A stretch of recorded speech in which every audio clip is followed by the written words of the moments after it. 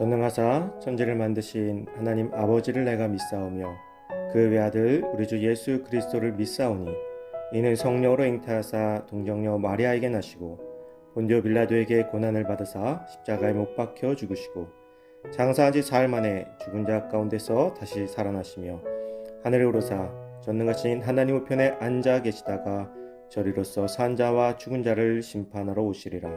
성령을 믿사오며 거룩한 공예와 성도가 서로 교통하는 것과 죄를 사하여 주시는 것과 몸이 다시 사는 것과 영원히 사는 것을 믿사옵나이다. 아멘.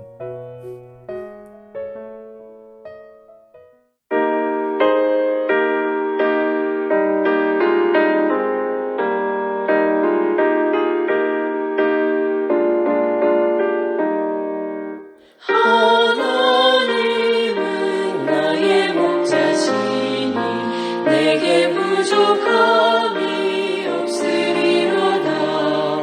나로 하여금 푸른 풀밭에 눕게 하시며 잔잔한 물 따라 인도하여 주시네.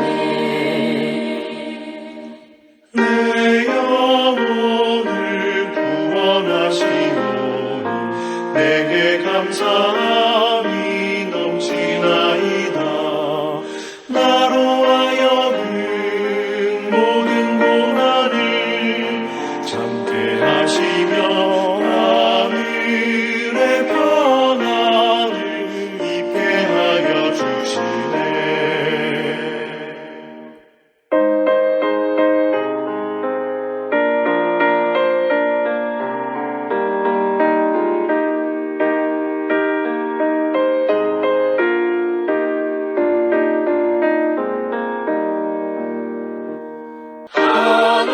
하나님이 함께 하시오니 내게 두려움이 없으리로다.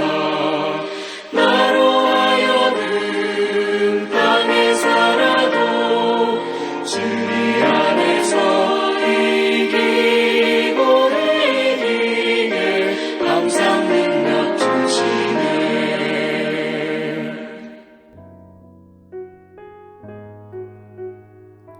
오늘 하나님께서 우리에게 주신 말씀은 고린도전서 7장 1절에서 7절 말씀입니다. 너희가 쓴 문제에 대하여 말하면 남자가 여자를 가까이 아니함이 좋으나 음행을 피하기 위하여 남자마다 자기 아내를 두고 여자마다 자기 남편을 두라. 남편은 그 아내에 대한 의무를 다하고 아내도 그 남편에게 그렇게 할지라. 아내는 자기 몸을 주장하지 못하고 오직 그 남편이 하며 남편도 그와 같이 자기 몸을 주장하지 못하고 오직 그 아내가 하나니 서로 분방하지 말라. 다만 기도할 틈을 얻기 위하여 합의상 얼마 동안은 하되 다시 합하라. 이는 너희가 절제 못함으로 말미암아 사탄이 너희를 시험하지 못하게 하려 함이라. 그러나 내가 이 말을 함은 허락이요 명령은 아니니라.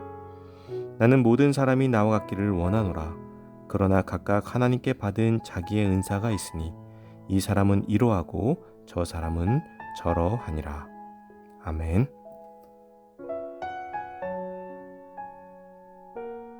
각자 받은 은사대로라는 제목으로 오늘 말씀 나누겠습니다. 5월은 가정의 달입니다. 그리고 오늘은 어린이날입니다. 이 아침 묵상을 함께하는 모든 성도님들의 가정과 또 자녀들에게 또 부모님들에게 하나님의 은혜가 넘치는 축복의 하루가 되시기를 소망합니다. 오늘은 사도 바울이 말하는 결혼에 대해서 말씀을 나누어 보고자 합니다. 사도 바울 당시의 사회는 성적으로 타락한 시대였습니다. 그런데 아이러니하게도 그와 정반대로 청빈한 금욕주의 성향도 있는 시대였습니다. 이런 금욕적 성향은 내용이 아닌 형식에 있어서 기독교의 가르침과 비슷한 면이 있었기 때문에 초기 기독교인들에게 큰 영향을 주었습니다. 이로 볼 때 당시 고린도라는 도시는 성적으로 타락한 도시였지만 고린도 교회 성도들은 물론 음행하는 자들도 있었지만 이는 극소수일 뿐 실제로 대다수의 성도들은 금욕적인 생활을 하였던 것으로 보여집니다. 그러다 보니 이들에게 있어서 큰 문제 중에 하나가 바로 결혼이었습니다. 고린도전서 7장 전체를 보면 사도 바울은 독신으로 지낼 것을 권면합니다. 그러나 이것은 하나님의 뜻이라기보다는 바울의 권면입니다. 나와 같기를 원하노라. 나와 같이 그냥 지내는 것이 좋으니라 라고 말입니다. 바울은 결혼이 나쁘거나 악한 것이 아니라 독신이 더 낫고 독신 생활이 더 복되다고 말하는 것입니다. 가정의 달에 독신이 더 좋다고 말한 사도 바울의 이야기를 전해야 하는 것이 당황스럽긴 합니다. 그러나 이것은 당시 교회들의 신앙적인 배경을 알면 우리가 더 쉽게 이해할 수 있을 것입니다. 예수님께서 부활 후 승천하실 때 하신 말씀이 있습니다. 요약하자면 내가 다시 올 것인데 너희 중에는 나를 다시 볼 자가 있을 것이다 라는 것입니다.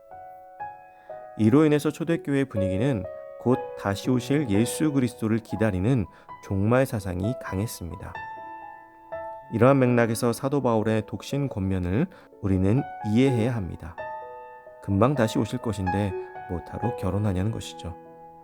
그리고 독신으로 살려면 조건이 있었습니다. 본문에서 말하듯이 정욕을 절제할 수 있어야 하고 독신을 하는 이유가 하나님 나라를 위한 선한 목적에 부합되어야 하는 것입니다. 따라서 오늘날 결혼을 출세의 수단으로 이용해서 무절제한 혼인을 일삼는 것이나 독신을 가정으로부터 책임의 회피와 방탕한 생활의 수단으로 삼는 풍조는 철저히 배격되어져야 할 것입니다. 또한 성경적인 바람직한 결혼관이 장려되듯이 성경적인 독신관도 결코 무시되어서는 안 될 것입니다. 사도 바울은 독신을 독려하지만 한편으로는 결혼할 것을 권유합니다. 독신이 유익하기는 하지만 아무나 할 수 있는 것이 아니라는 것입니다. 그러기에 대다수의 사람들은 혼인을 하는 것이 유익합니다. 그리고 바울은 그 이유를 음행을 피하기 위함이다 라고 말합니다. 그렇다고 결혼을 저급한 쾌락의 수단으로 사용하라는 것은 아닙니다. 다만 당시 고린도 교회의 금욕적 성향을 가진 자들 가운데 성적 욕망을 참지 못하고 편의상 함부로 성관계를 가짐으로써 음행이 문제가 되었기에 이를 염두에 두고 말하는 것입니다. 그래서 사도 바울은 결혼하는 자들을 위하여 4가지 권면을 하고 있습니다. 첫째는 일부일초의 결혼관입니다. 둘째는 남편과 아내는 피차 서로 간에 의무를 다해야 한다는 것입니다. 세 번째로 서로 분방하지 말라고 합니다. 방을 나누어 쓰는 것이죠. 당시 결혼한 고린도 교인들 가운데 금욕주의 영향으로 인해서 결혼은 했지만 잠자리를 피하거나 분방하는 자들이 있었던 것으로 보입니다. 넷째, 기도할 여유를 얻기 위해서는 분방해도 된다고 말합니다. 그리고 여기에는 반드시 조건이 있는데 부부가 서로 합의 시에만 가능하며 장기간은 안 된다는 것입니다. 요즘 비혼주의자들이 늘고 있습니다. 결혼해서 힘들게 사느니 그냥 혼자 사는 것이 더 좋다는 것이죠. 물론 그 깊은 의도까지는 제가 다 알 수가 없습니다. 분명한 것은 성경은 독신관도 결혼관도 모두 인정하고 있다는 것입니다. 단지 그 목적이 어디에 있는지를 돌아보아야 합니다. 그리스도인은 세상적인 기준이 아닌 하나님 안에서 이것이 하나님의 뜻인지에 대해서 한 번 더 생각해 보아야만 합니다. 그에 관해서 각자가 다 하나님께 받은 은사가 있습니다. 아직 결혼 전인 청년이라면 나에게 주신 하나님의 은사가 무엇인지 기도해 보시기 바랍니다. 그리고 결혼하신 분들이라면 가정 가운데 나에게 주신 은사가 있어서 결혼한 것임을 기억하시기 바랍니다. 사랑하는 성도 여러분, 가정은 하나님께서 주신 선물입니다. 남편이든 아내든 자녀든 부모든 하나님께 받은 은사로 인해서 내게 그 호칭이 주어졌음을 기억하시기 바랍니다. 그리고 나에게 주신 그 은사를 감사함으로 잘 키워나가는 우리가 되기를 간절히 소망합니다. 귀한 성도님들의 가정이 여러분으로 인해서 감사와 기쁨과 행복이 넘치는 가정이 되시기를 주님의 이름으로 축복합니다.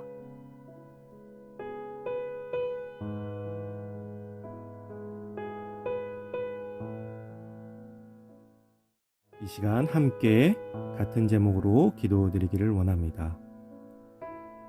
첫째, 신앙으로 바로 서는 참된 그리스도인이 될 수 있도록 같이 한마음으로 기도합시다. 둘째, 코로나19의 종교를 위해서 기도합시다. 의료진, 정부 관계자들의 정신 건강과 육체적인 체력을 위해서, 또 환자들과 가족들을 위해서, 또 온 세계를 위해서, 또한 이 코로나19 사태로 많은 어려움을 겪고 있는 우리 주변의 이웃들을 위해서 기도해 주시기 바랍니다. 또 세 번째로 교회를 위해 여러분들의 기도 제목을 놓고 기도해 주시기 바랍니다. 기도하겠습니다.